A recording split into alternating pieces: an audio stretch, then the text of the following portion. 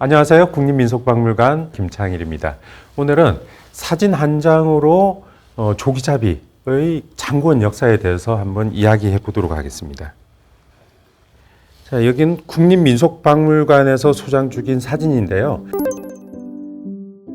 이 사진 속에 과연 뭐가 들어있길래 장구원 조기잡이 역사가 이 사진 한 장에 들어있을까요? 이 사진 속에 있는 장면 확인할 수 있을지 연평도로 찾아가는 시간을 가지겠습니다.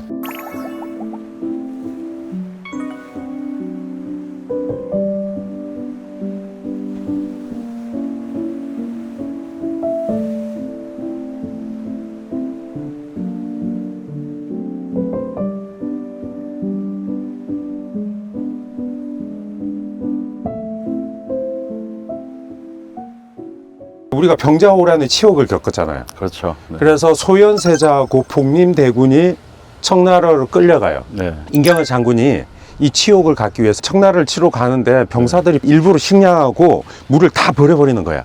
출정을 안 하려고 살기 위해서.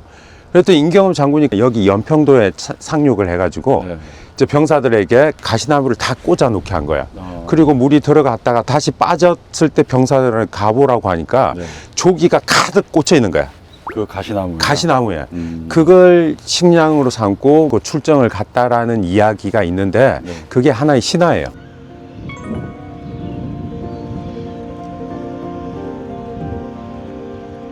길이 생겼습니다, 선생님. 네, 하루에 2번 물이 빠질 때마다 이 길이 생기죠. 와, 이거 장관인데요? 네, 여기가 바로 인경업 장군이 그물이 있는 이 장소들에 가시나무를 꽂아가지고 조기잡이를 가르쳐줬다는 그 안목의장입니다. 이건 너무 신기한 것 같아요. 과거의 신화의 장소에서 비슷한 방식으로 어업 활동을 하고 있다는 게 아주 신기합니다. 여기가 파시골목에 시작하는 지점이에요. 지금은 뭐 수역 건물인데 여기 파시골목의 입구거든요. 일일 출납고가 한국은행보다 많았다라고 하는 그 연평어업조합이 있던 건물인데 우와. 10여 년 전에 이 건물을 허물어 버리고 새 건물을 지은 거예요.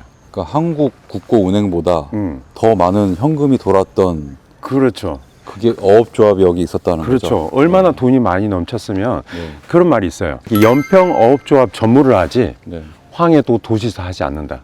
연평도의 위상, 그 다음에 연평어업조합의 위상이 그 말에 다 함축이 되어 있는 거죠. 그래서 연평어업조합은 우리 어업사에서 가장 중요한 건물 중에 하나였죠. 근데 그거를 없애고 수협이 들어섰네요? 제가 마음이 너무 아파요. 어업사를 비추던 그 중요한 건물을 없애고 이렇게 아무리 좋은 것들을 만들어 봐야 그게 어떤 의미가 담기겠어요? 그런 세월의 흔적과 그 세월 속에 들어가 있는 이야기들, 이것들을 남겨뒀으면 얼마나 좋았을까 생각을 늘 하게 됩니다.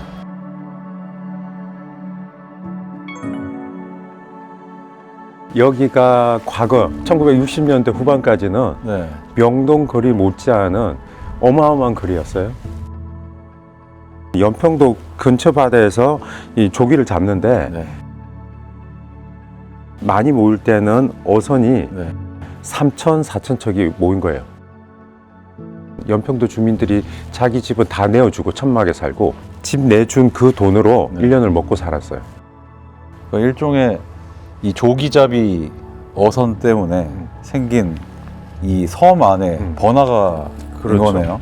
근데 여기 얼마나 많은 사람들이 모였냐면 그 당시에 최고의 연예인들, 그다음에 전국의 씨름대회, 뭐 그다음에 전국 노래자랑 뭐 이런 것들을 여기서 다 한 거예요. 이 안에 그 수만 명의 인간 군상이 모여서 거기 또 돈이 있고 뭐 육지에서 사람들이 또 그 돈 냄새를 맡고 왔었고 정말 난리가 아니었을 것 같은데요. 그야말로 그냥 난장판이었죠. 진짜 난장판이었어요. 왜냐하면 한 10일 정도를 배 위에서 숙식을 해결하면서 조기를 잡고 이제 조금 무렵에 4, 5일 정도를 여기서 좀 쉬고 그물 손질도 하고 하는데 그 쉬는 날에 여기는 미어 터지는 거죠. 이 골목의 이 길 자체는 그때랑 동일한 거죠. 동일하죠. 요 위치 그대로.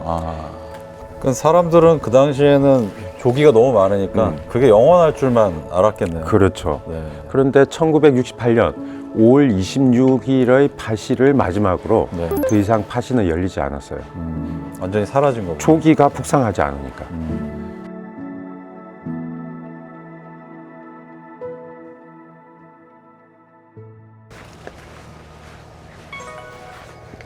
이게 뭔가요? 이 우물인데, 예, 한번 보시면 네네.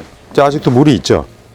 우리 초기 파시할 때는 네. 이 물이 매우 중요한 역할을 했어요. 수많은 선원들이 한 10일 정도 나가서 들어오질 않아요. 조기를 잡을 때. 여기 섬에 들어왔을 때 식수를 공급을 하는데 이 식수를 퍼날랐던 아낙네들이 집이 없는 피난민들이었어요. 3,000척이나 되는 그 배에 식수를 퍼서 날리려고 하면은 네. 얼마나 많은 물이 필요하겠어요. 그렇겠네요. 6개의 우물에서 이 우물물이 오전만 되면 다 바닥을 드러냈다는 거예요. 그렇게 우물이 바닥이 나면 여기 주민들은 어떻게 오후에 우리 또 차 오를 때 또 써는 거죠. 그때 쓰고. 네. 아. 그리고 간통이라고 해서 네. 조기를 잡으면은 염장을 해야 되는데 염장. 다 없어졌어. 우물보다 수십 배로 많았는데 한 군데 남아 있는 데가 있으니까 다 하나 남았나요? 네. 그것도 남아 있는 거 밭으로 쓰이고 있는데 그 흔적이 남아 있어요. 밭으로 쓰이는 예, 예. 텃밭 같은 거.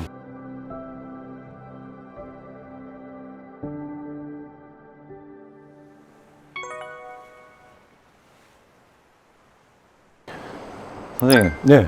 뷰가 끝내줍니다. 보이는 뷰가 가래칠기 해변이라고 하고. 가래칠기 해변. 네. 네. 그리고 저기 앞에 보이는 뾰족하게 나온 바위를 병풍바위라고 해요. 너무 이쁜데요? 네, 이쪽도. 굉장히 네. 이쁘죠. 여기 지금 이렇게 보이진 않지만 NLL이 딱 있는 거잖아요. 그렇죠. 저기 NLL이 어디냐면 네. 석도 앞에 작은 중국 배가 지나가고 있어요. 네. 저게 NLL 선이에요. 아, 저 경계군요. 네. 네. 실제로 이렇게 올라와서 보니까 그 규모가 엄청났을 것 같아요. 네. 장관이었겠죠. 네.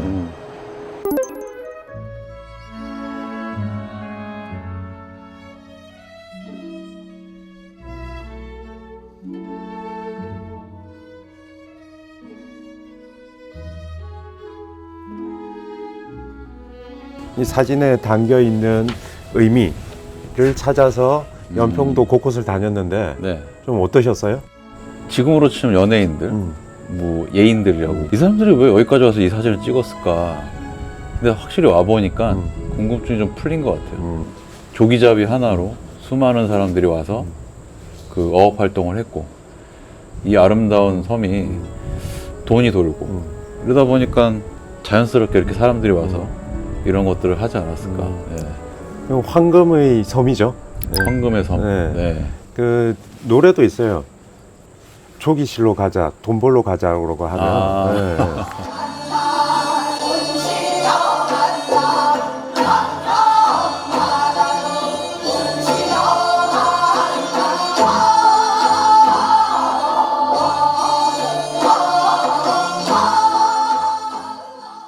여기 연평도는 네. 하나의 그 돈 벌러 가는 섬이었고 네. 그 돈은 곧 조기였죠. 연평도에 오니까 그 지금 하계사님이 하는 기록이라는 거. 현재 되게 중요하다는 생각이 문득 들었어요.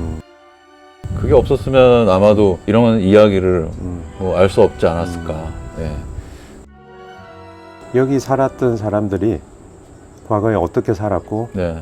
그 사람들의 삶이 지금 우리를 어떻게 또 비춰주는지 이런 것들을 기록하고 네. 남기는 게 굉장히 중요하죠.